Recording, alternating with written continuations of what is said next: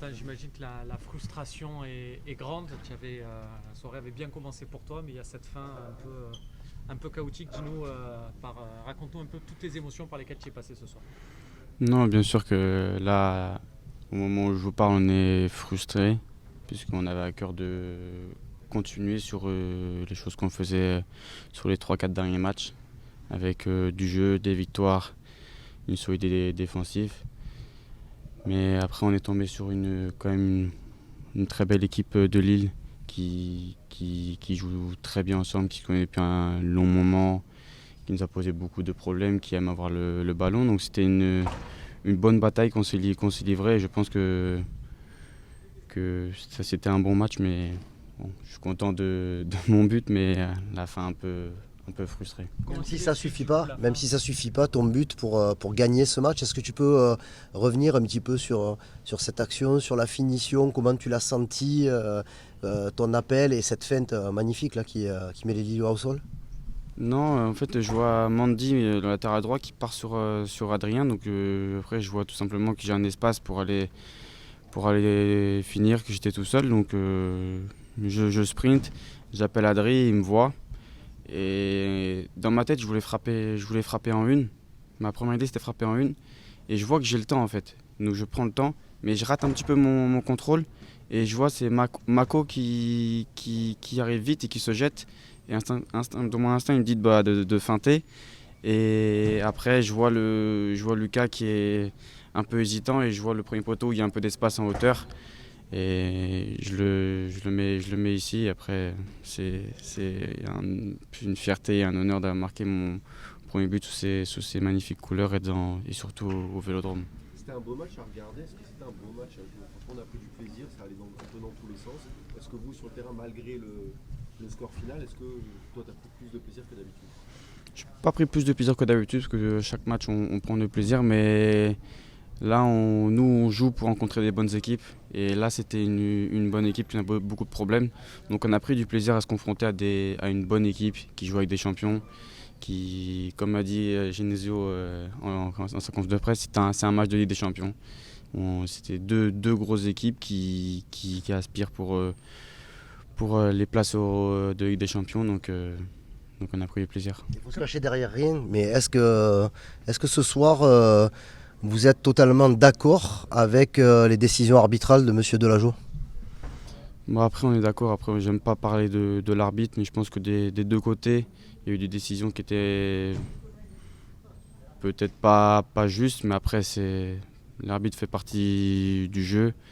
Nous, on doit rester concentré, rester calme, mais des fois, c'est compliqué parce on est dedans, encore plus au Vélodrome, quand c'est un galvanise, tu as envie de tout arracher, mais il faut rester concentré et après, c'est à l'arbitre de prendre des décisions. Est-ce que c'est encore Geronimo qui fait un gros match ce soir?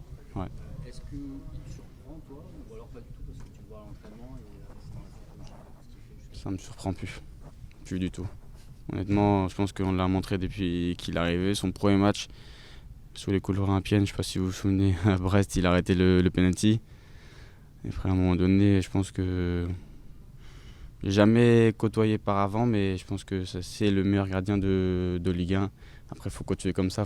Mais après, c'est quelqu'un qui travaille énormément à l'entraînement, qui est un grand professionnel. Donc je vois pas je vois pas pourquoi il continuerait pas, mais en tout cas, on est tous contents de l'avoir. Ça rassure d'avoir un gardien comme ça derrière toi. Bah, forcément, on peut pas rêver mieux, mais après, nous aussi, on doit l'aider. C'est un travail collectif, donc. Mais c'est roulé quoi. Vous avez déjà entendu le stade comment il l'acclamait, donc vous savez. Quentin, Quand- ouais, je voulais te demander, est-ce que c'est le genre de match qui peut aussi faire progresser l'OM? Nouvelle version, voilà, dans la gestion des temps forts, des temps faibles, dans tout ça. Contre Monaco, vous renversez le match dans les dernières minutes, Oui. c'est l'adversaire. Voilà, tu comprends un peu ce que. Oui, Est-ce que comprends. tu as cette impression-là aussi? Après, bah là, on menait, donc on avait pour objectif de garder ce résultat et pas prendre de but. Comme on sait, si on prend pas de but, on gagne le match vu qu'on mène déjà à la mi-temps. Après, comme j'ai dit, on est tombé sur une bonne équipe de Ligue qui avait beaucoup de problèmes, où on avait plus de mal à garder le ballon, à mettre notre jeu en place par rapport aux autres matchs. Je pense que c'est l'équipe qui nous a posé le plus de problèmes depuis le début de saison, avec leur pressing qui nous a beaucoup gênés. Donc, mais après, c'est l'apprentissage. Dans chaque match, tu apprends dans tous les cas. Donc, qu'on mène, après, c'est à nous de réagir, d'analyser, de faire l'autocritique chacun pour soi. Et après, on va analyser les erreurs, le but. Je pense que dans le vestiaire, on l'a tous vu le but. Donc, mais après, chacun doit se remettre la tête à l'endroit, puisqu'on a un match de Coupe de France qui arrive dimanche, qui est très important. Nous, on a à cœur de bien finir l'année 2024. Donc voilà. Mais du coup, vous sentez quand même, indépendamment de la déception liée au résultat, est-ce que vous sentez que vous êtes sur une pente encore ascendante? On attendait bien sûr la 4e victoire consécutive, mais un match nul contre Lille, avec la qualité de l'adversaire et la qualité de certaines choses que vous avez pu montrer, ça reste encourageant ou pas? Bien sûr que ça reste encourageant sur la continuité des 4 derniers matchs. Je pense qu'on a rencontré Monaco, c'était une très bonne équipe, on a gagné. Saint-Etienne, avec une équipe là-bas qui, dans leur stade, où c'était un peu, on connaît le chaudron, donc et on a gagné à Lens aussi. On a joué contre trois bonnes équipes avec Lille aujourd'hui. Sur 3 victoires, un nul, je pense que c'est bien. On avait à cœur aussi, nous aussi, de prendre la 4e victoire en Ligue 1, mais malheureusement, on part avec un point. Mais on est content de la fin d'année 2024, mais maintenant il faut finir le travail à Saint-Etienne. Juste, Merci quand t'as beaucoup. un petit point juste toi physiquement, parce que là tu es revenu, tu avais cette blessure, là tu n'as pas fini un match là depuis ton retour, comment tu te sens? Est-ce que tu as besoin un peu plus de bosser? Dis-nous voilà, les sensations que tu as sur le même. Non, j'ai une blessure musculaire, où pour moi c'était la première dans toute ma carrière, blessure musculaire, donc j'étais dans l'apprentissage de la sensation que commence à aller, commence à aller cicatriser.